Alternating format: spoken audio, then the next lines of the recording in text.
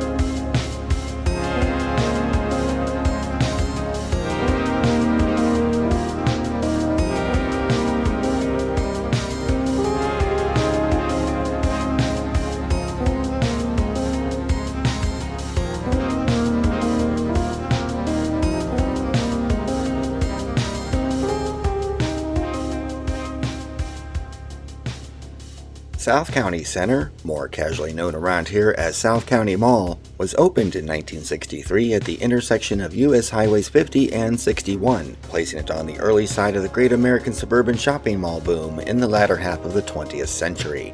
60 years is pretty old for this type of shopping center, made of 3 to 4 department stores housed in giant windowless boxes and connected by hallways of various boutique shops, and this one has already lived over twice as long as its original West County little brother that was replaced by a now nearly as old rebuilt from scratch version. Originally anchored by JCPenney, a famous bar which was acquired by Macy's in 2006, and a national grocery store that has also since merged with another local grocer. To clarify, National was a regional grocery store chain that wasn't really a national chain, it was just named National, much like Full Self-Driving. In 1973, the supermarket moved out and was replaced by Sticks, Bear & Fuller, another vintage department store great that was also then subsequently bought out, this time by Dillard's in 1984. Starting around the year 2000 AD, the mall underwent massive updating and expansion that added a 4th major anchor building for a Sears that didn't even make it to voting age. This newest emptiest space was to become home to a well-known entertainment complex, just in time for the latest economic upheaval to put the kibosh on that idea, and it remains empty as of this filming, with nothing else on the horizon. The ownership of South County Center has been through a few hands. After the initial owner-developers passed it on, the major highlights in the last 34 years are made up of just 2 operators, who at the moment split their tenure at 17 years each. While there are quite a few empty stores, or opportunities as I'm sure the owner prefers to describe them, I wouldn't quite classify this as dead just yet, as it retains its core mallness with many classic names yet to be found. This wasn't recorded at any extreme time of a holiday devoid of people to make a point, but was shot and edited around numerous customers milling about, in effort to leave only a few indistinguishable faces and turned heads at a distance out of courtesy, yet the fact I could take in so much emptiness rather easily makes its own statement too.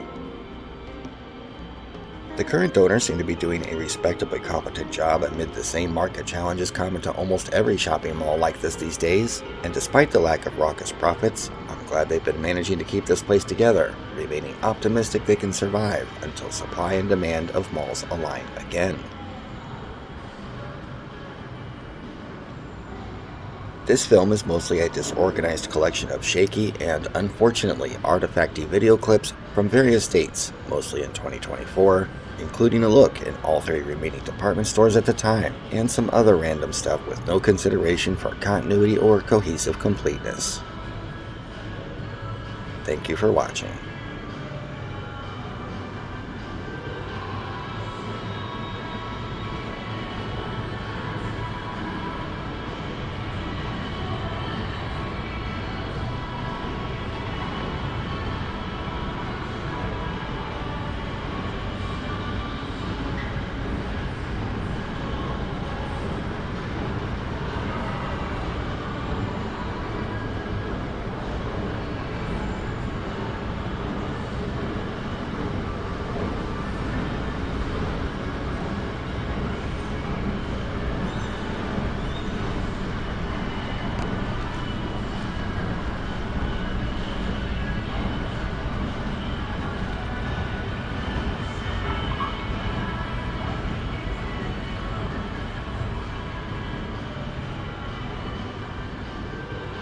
So I can't help but notice you are still here.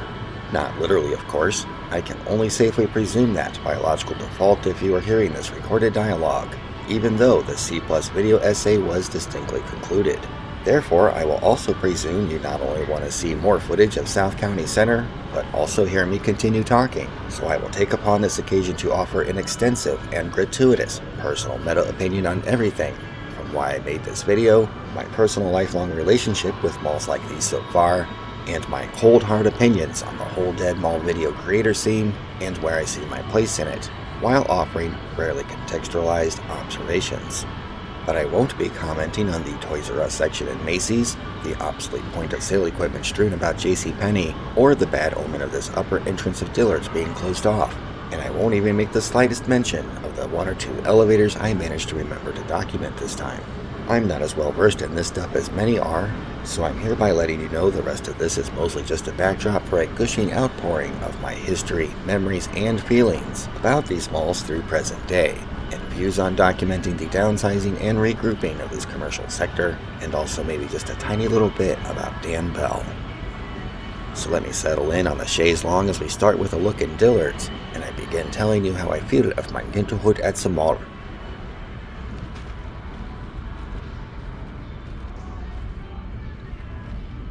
Back in my glory days of childhood perception, Christmas and birthday gifts from grandparents and other distinguished relatives almost always came in a rectangular, often embossed thin cardboard box, and were a disappointing giveaway that it was merely clothing and not the cool toy you were hoping for, even when still disguised in its cheery holiday wrapping paper under the tree. This is a warm, fuzzy memory for me now that I understand how much giving such gifts from the heart meant to Depression-era children, but then I was an environmental product of a kid-mercialism world at its peak. More appealing was the aspect of actually visiting the stores from which the khaki pants were delivered in the discardable husks bearing the names of Famous Bar, Dillard's, JCPenney, and even Sears. Even though shopping was always for a practical mission, the escalators were always fascinating fun, as was playing hide-and-seek with my brother in and out of the clothing racks, while trying not to get yelled at by anybody, especially our own mother. Thinking back, we might have been total little terrors, because I don't ever recall seeing any other little kids do that, but to be fair, the clothes racks aren't as good for that anymore, like they were back in my day. So on behalf of both of us, sorry if we drove you crazy, Mom. Here is a clumsy attempt to catch organic escalator sight and sound, thanks to my over-eagerness waiting for the only other people on this floor to clear the way without me lingering around looking goofy trying to get my shot any longer than I have to.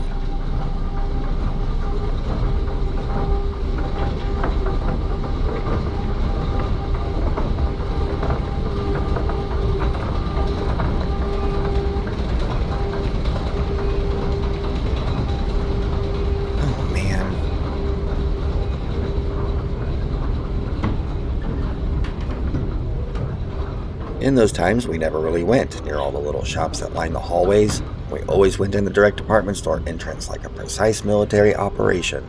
Perhaps on occasion there would be need to traverse the trail of trinkets and treats on the way to comparison shop at one of the other mammoth department stores, but this was generally avoided because it was impossible to prevent a mission-detracting stop at the KB or K&K toy store.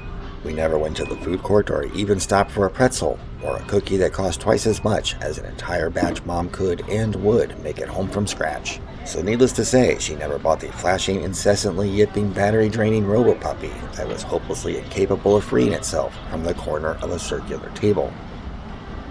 Now, I don't mean to paint the picture as all poverty-stricken doom and gloom. I don't consider my childhood badly, just full of its own circumstantial challenges.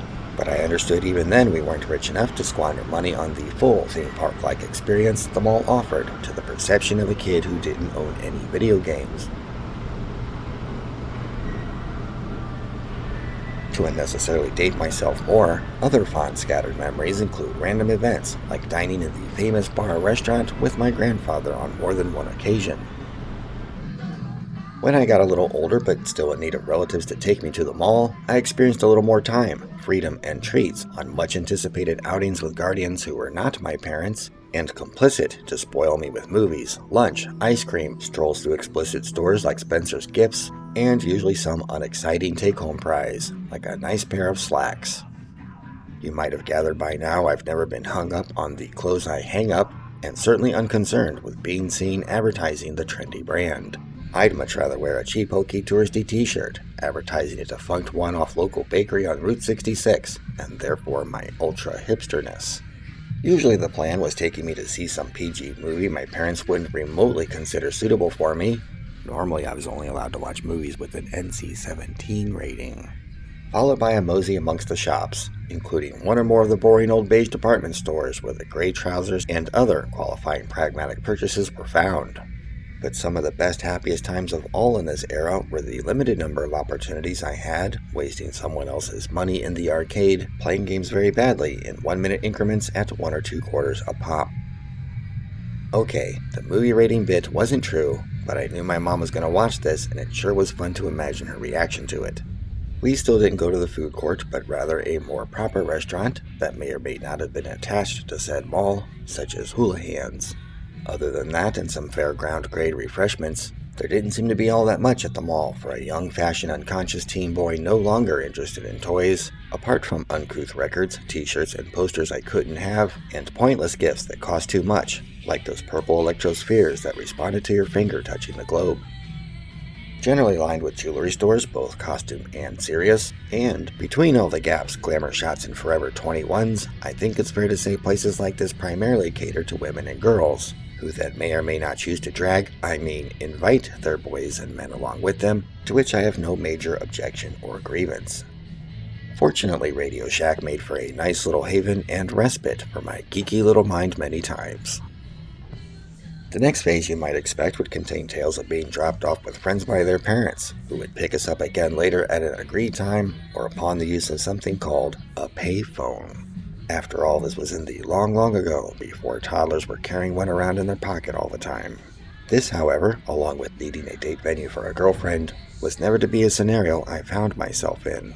Naturally, navigating the turbulent waters of social acceptance amongst one's peers is an all-consuming mindset at that age, and the whole ordeal certainly took its toll on my soul, but it turns out I cope really well with being by myself or with someone from my micro-social circle whose company I actually enjoy, so any desire for schoolyard goals is long gone. Undeterred by lack of Click membership, I would simply ride my bike to the mall if I wanted to and enjoy it by myself, as an unaccompanied minor without a phone, not even telling my parents where I was going half the time. After decades of a globally connected 24-hour news cycle of all the worst things happening in the world at once constantly, this is a scary thought for most parents today. But back then all I had to do was declare I was going on a bike ride to open hours of freedom restrained only by limited pocket money and my willingness to pedal to it. I visited only a few more times after I got my first jalopy, which became stiff competition for my paltry disposable income that would typically be spent on candy at the Walgreens in Chesterfield because it was the best value for money.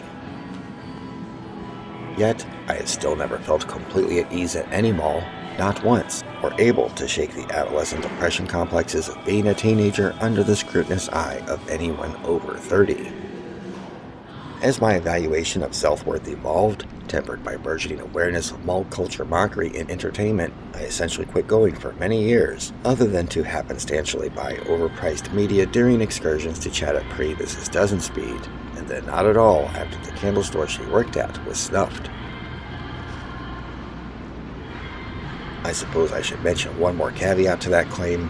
I was a fan of lifetime warranty Craftsman tools at the Sears well into the W. Bush presidency, but that was just my own adult version of using the direct entrance pertinent to the mission type of shopping operation behavior I learned from my parents. Despite being raised on department store clothing, I never bought any for myself as it was too expensive to care if my polo shirt was authentic or not anymore, and had become jaded without a remaining morsel of personal interest in the rest of it, and dare say even resented it as class-coordinating corporate consumer crap.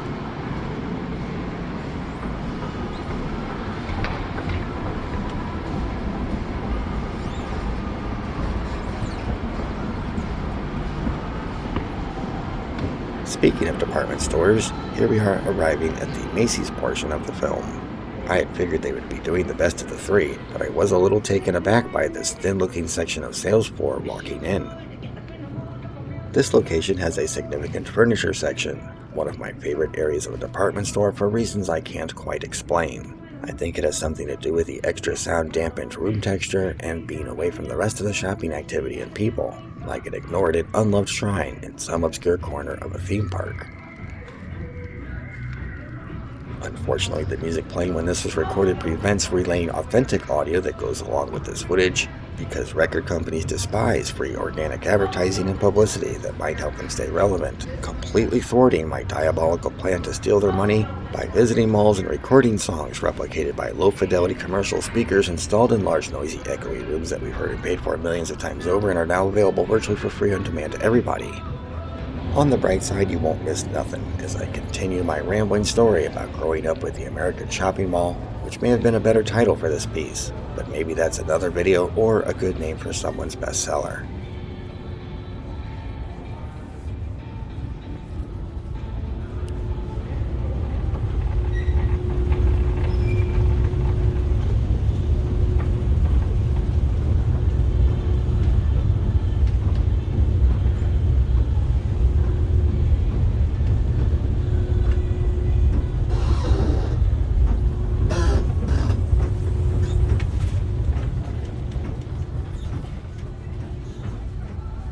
Those unfamiliar with the St. Louis area may not recognize many of the names and players in my following history of memory, but Chesterfield Mall, which was being torn down as I wrote this, was always my favorite.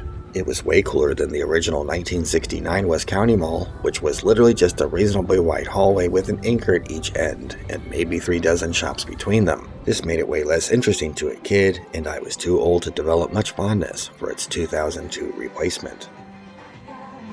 The next venue most poignant to my childhood is a tie between the Galleria in Richmond Heights and South County Center featured in this video.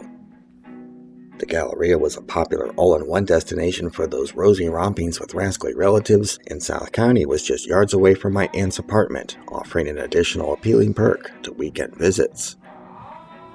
I might also regret admitting I can even remember St. Louis Center before they gave up, and shopping 90% off ribbon cartridges for my typewriter at the adjacent downtown Famous Bar department store during their dire downsizing and death-rattling decline. I'll never forget the sight of the 4th floor just before they closed it off forever, as they already had with the entire top half of this once cosmopolitan mid-century ode to consumerism. Now sparsely stocked with random merchandise displayed with all the presentation of a flea market, there seemed to be just endless expanses of brown, decades-worn carpet, no longer benefiting from the camouflage of merchandise to hide every tawdry thread, tear, and stain. What I wouldn't give for a chance to go back and collect a little nice HD footage from memories like these would still likely make for a very extensive list. But if you can offer guaranteed paradox-safe time travel, I'm open to entertaining suggestions. The mall in my starring role of my young adult years was Crestwood Plaza. It had a Sears Automotive Repair Center from which I sourced a few tires and batteries for my beloved Hoopty, the location of the most important candle store in the world, and where I actually saw a movie with a friend from high school, that one time. At some moment up to this point, I had also visited Jamestown a small handful of times for the mere reason it wasn't one we typically frequented, and who else knows why now, long before anyone thought all these joints would start dropping like flies. I also remember walking into Northwest Plaza once on job-related business, and it was the only time I felt nervous about my safety in a shopping mall. This was not too long after they finally splurged to enclose it, 30 years into that trend, in an attempt to elevate the stature and reputation against damning news reports and crime statistics, which is why I carried an overheightened sense of trepidation when I was there. It sounds a bit silly to me now, but then they did have the most real problems consistently until it closed and those problems migrated, primarily to the exciting new Mills Mall nearby and the by then vulnerable cost-cutting victim of owner greed, Crestwood Plaza. I'm not prone to harbor disdain for many groups in this world, even corporations, but in this case my peers and I had to watch those guys slowly strangle it to death with jacked up leasing rates and restrictions while cutting back on security and operational maintenance costs. So I hope you can understand. The delivery job that got me into Northwest Plaza also got me into the smelly underground service tunnel of the Galleria a number of times. I've been to Mid-Rivers and St. Clair Square, but they garner no emotional connection for me. Finally, Frontenac Plaza is the real rich person's mall, an ever-aging archaic time capsule, ingloriously for adults, suitably boring, so I don't have much to say about it at this time. I say finally, but really I'm only up to about 2004 or 5, when only the overwhelming buzz and hype about the new St. Louis Mills and Hazelwood finally lured me back into glitzy commercial corridors again. Totally skint and with peak cynicism for malls at this point, I found it to be a most unpleasant experience. Dog-barkingly massive, garish, loud, crowded, and expensive. I distinctly remember absolutely noping the outrageous cost of the arguably epic indoor NASCAR go-kart track and a half-hour wait to even enter the food court. Just imagine that looking at this desolate footage of the place from about 12 years later. By this time, the stories of more and more of these places struggling and closing were just starting to become more prevalent, and I cared very little for about half a decade, until enough conversation about Crestwood Plaza's last gasp of breath called me back like a prodigal child to a deathbed. This was my personal moment of shock, as my last recollection of the place was in stark contrast to the shadowy concourse of dark and silent store spaces, with only the occasional oasis of light and activity bleeding into the hall from some non-profit artistic community paying a sub-market lease rate in mutual desperation. I did enjoy the enlarged vintage photos and summarized history plastered in some of the windows, unaware at the time this was planting dormant nostalgia spores I would have to cope with in an unforeseen midlife crisis destiny of delusional dreams. Fast forward to about 2015 when I really started watching YouTube with any consistency. Over time, today's #1 most used worldwide platform website for video that I once considered just another stupid gimmicky social media nonsense thing I wasn't interested in, YouTube somehow became the one lone exception that has managed to draw me out of my shell. For better or for worse, 95% of what I watch these days on the internet is on YouTube, as it has anything I really need from a cable box I canceled a few years ago with less ads and overhead. I realize this dynamic is evolving laterally at best, but for now it still beats the old linear television days by 1,000 times, even if it means a fifth of a nation will never watch the same program together again. One thing I find phenomenal about YouTube and its relationship with humanity as we improvisationally pioneer new capitalistic precedents as we go is how everyone seems to be on it while being some degree of negative towards it. Occasionally a policy change or decision will merit a brief nod of approval here and there, but I feel alone having any empathy for what it must take real humans in there somewhere to make it all possible and cope with the endless and relentless fallout. A lot of people act like the platform is a life or death constitutional right for their personal in-the-moment reasons, but I've yet to hear anyone express my opinions on why this website with a silly name is far more significant to humanity than anyone seems to realize, even those folks trying to sell you something so you too can make money on YouTube. I could go on and on with my argument that YouTube is special, but I'll save that for another video. The point is, it took 10 years before I truly believed and recognized its value to the world on so many levels, but not without my own hopes, desires, suggestions, critiques, complaints, worries, and distrust of it.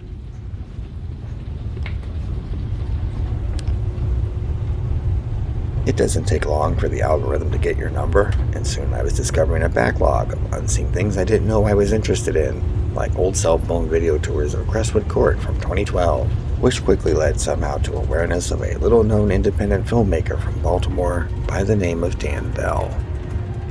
If you know that name, you may or may not also know how you regard his work and his polarizing personality. Anywhere you are in the spectrum, from never having heard of him all the way through having already stopped watching this and anything else I ever make and discussed, the indelible fact is he represents a major shareholder of reasons I felt I could and should make videos, and now, after watching a number of his films for nearly a decade, I am compelled to share my personal editorial opinions about Dan Bell and his work, for the record, for the first, and most likely, only time. I cannot blame anyone for concluding the following heartfelt, unapologetic confession is mere embellishment for a more dramatic narrative because I imagine it might. But certain aspects of this I do remember distinctly, and I feel it is important to understanding how his work was elemental to my initial aspirations. I understand my opinion may be unwarranted, unwanted, and irrelevant, so feel free to skip or mute this part as you deem necessary as I discuss them for the next few minutes in what turned out to be a sort of miniature essay I didn't realize I would end up writing for this piece. Born in the mid-late 1970s, Dan Bell's interest in filmmaking goes back years before YouTube was even invented, where it is generally accepted he found his biggest claim to fame to date with a slew of flicks called the Dead Mall series. Dan wasn't the first to make a video of a dead shopping mall, or the second or third, but it feels like he's the first one to put the idea on the map, both on YouTube and in my mind.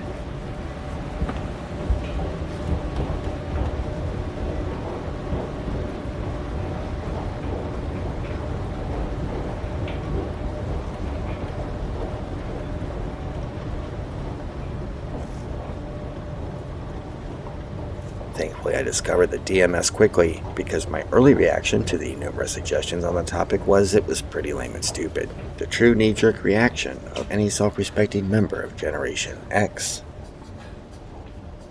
I don't know how many Dead Mall videos I had clicked on at this point. It was definitely less than 10, or if it was the first one of Dan's that I saw, but it was the last one I tried as a final chance to find any redeeming value in this variant of mukbang offered in this new arena of non-traditional media. Remember, I'm old and not trendy, so I wasn't taking this innovation seriously yet. I didn't even intend to watch all of it, as linear television channel flipping has evolved into the even more instant gratification habit of video clicking. So imagine my amazement to find I had been mesmerized by it until the end, and desiring to click another afterward. About 2 minutes into the next one, I was aware I was going down the proverbial rabbit hole, fascinated with these slow artful looks at the no longer fashionable parts of the world, becoming aware that I too had hibernating yearnings to revisit the shopping malls of my youth, cast aside like a broken toy. Based on years of personal observation of his work and the response of his fan base, I'm not the only one to find Dan's content often has an indescribable essence that is some magical conglomeration of elements, forming a unique chemistry that cannot be replicated like the cast and crew of some stupidly popular film or TV show. This became evident whenever I tried to watch anyone else's, and for a while I didn't, as stabilization was not quite prevalent yet in the hands of us ordinary people, which made most of them virtually unwatchable. We are all more tolerant of watching frantic camera work more than ever thanks to this, and those pioneers at MTV, and even Dan's early mall videos weren't all that steady either, truthfully, but they were measurably better than most in this regard out of the gate, despite the fact he was typically filming with a pair of sub-prosumer spyglasses, which have never been known for their high-end cinematic results. The smuggled footage was just the base of the cake, however. The first exceptional difference was in the choice of this new delightfully weird and oddly appropriate music called Vaporwave, combined with an unspoken feng shui of edit timing and presentation. There was care, refinement, and interesting flair in the audio transitions, and the calmly presented voiceover has an organic mass appeal that comes off coherent and soothingly relatable, in a way not found in any other I saw on the subject. Another distinguishing characteristic of a Dan Bell brand dead mall video was his implementation of what I call outside or imported media. You know, stuff he didn't produce himself. Starting out with clips such as old commercials of the very mall that is the subject of that particular film, and an ever-evolving inclusion of things, like infomercials from the era for things like psychic hotlines. Dan puts them through his supreme, dank meme fever dream editing machine, with the results sometimes taking up a significant portion of the film. Then he often tells a tale of sadness and sarcasm like only he can, and you're never really sure if he is bemoaning or belittling the mall he is filming, so I can only presume both. At the risk of wrath from his exuberantly supportive community, I'm going to take this editorial digression down yet another level for just a moment. Dan has a dark sense of humor at times that is part of his appeal for many, but isn't always appreciated by everyone. He is a self-proclaimed cynic of the supernatural, but also has a penchant for tales of the creepy, the macabre, and the mysterious, and enjoys retelling them with or without reverence and sophomoric humor.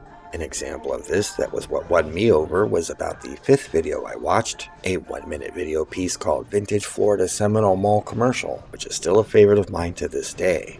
As a card-carrying member of the Tom Lehrer Association Bullish on Obscenity, or Taboo for short, I enjoy crude scatological humor to a fair degree as long as there is some smart morsel of truth in it. Dan usually stays within my personal range of tolerance in his refined videos, however it's in his oddly compelling live streams that sometimes contain parts I could really do without, such as disconcerting opinions I wish he didn't express, or would want some folks to discover at my endorsement. But like most, I can allow for some grace between an artist and their art, and I know of nothing yet that could sour my plutonic parasocial love and empathy for Dan as a fellow human being. He is a good artist, and I'm confident he would tell you himself a somewhat dysfunctional person, which should be of no surprise to anyone who knows anything about artists, where eccentricity is practically a prerequisite, but at least he is based enough to realize this most of the time. For most of my life, I dismissed the idea I was or could be an artist because I'm just so gosh darn sensible and level-headed.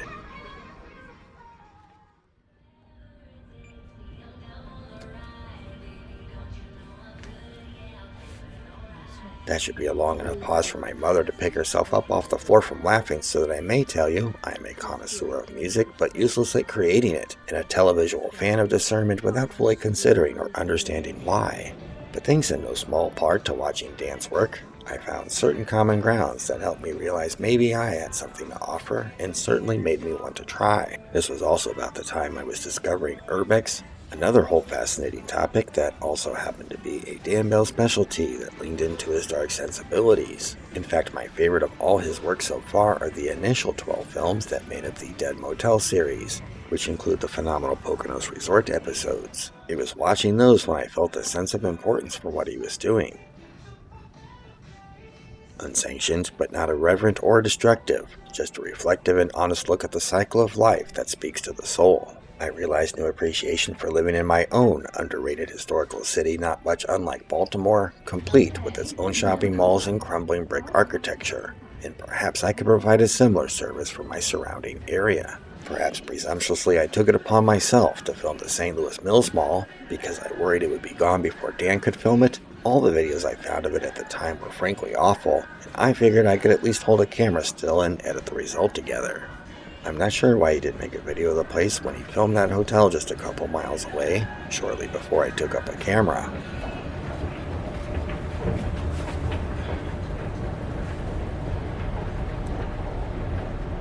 For a bit, I was immersed in probably what was the peak of the rush into the retail content trend that really got its fuel from the famed Dead Mall series, both directly and indirectly.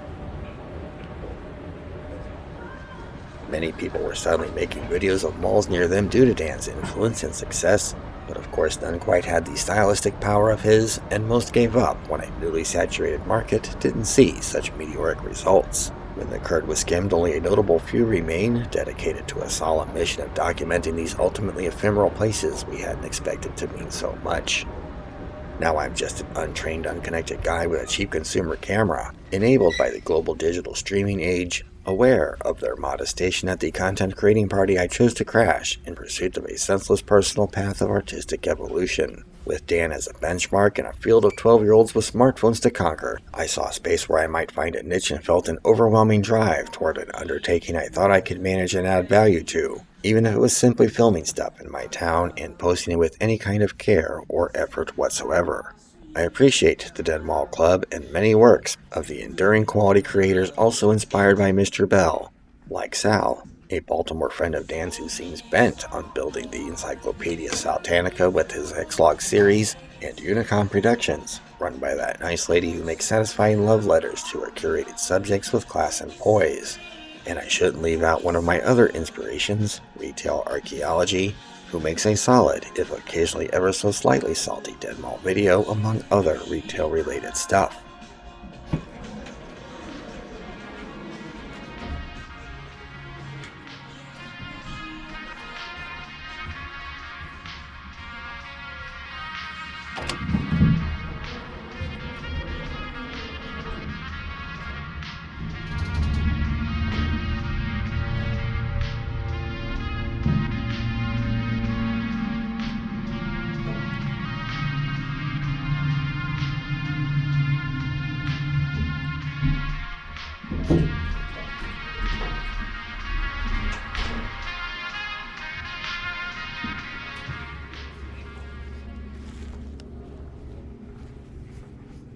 So what I think I'm really trying to offer here is the following summary of admissions.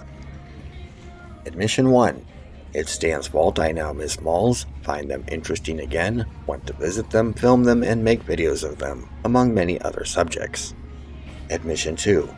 On occasion, I like to try my hand documenting a dead mall with inspired use of now classic tropes for fun, as homage and without being labeled a pale copycat. For example, in this video, in an atypical fashion for me, I included imported media and effects and the most vaporwavy music I could get my hands on, because that's what you do when you make a dead mall video.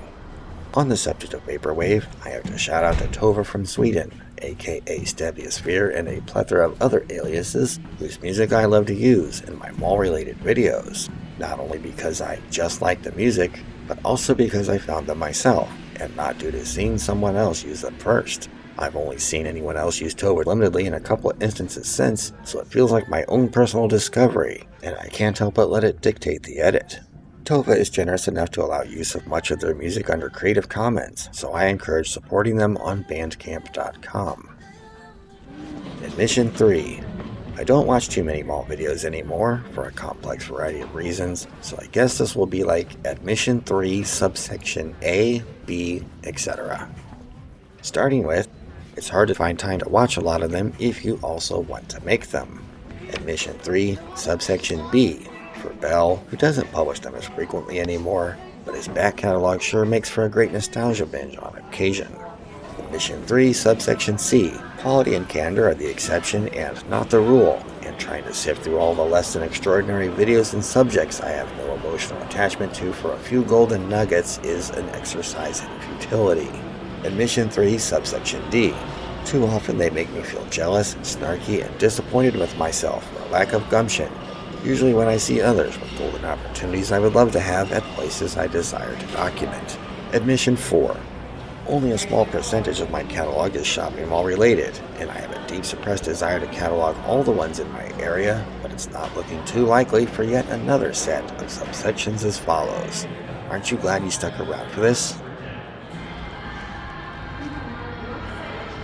Admission 4, subsection A.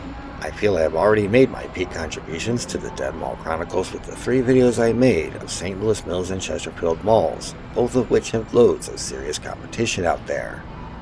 If my presentation style fails to convert casual internet viewers into audience, what motivation do I have to make a repeat of one dead Chesterfield Mall morning with the recordings I have from 2 subsequent visits, neither of which were anywhere near the end? Fortunately, I operate with more regard for timelessness than timeliness, and I'm sure given enough ticks on the chronometer, I'll eventually figure out something to do with those mere drops in the ocean of Chesterfield Mall video timestamps. Admission 4, subsection B.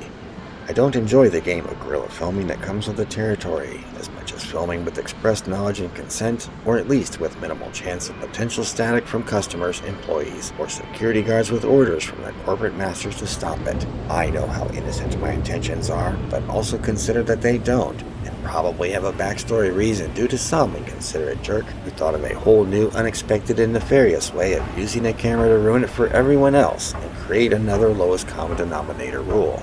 I don't wish to be even the slightest obtrusive thought or concern, much less hassle of any mall employee just trying to get through their day and make a living.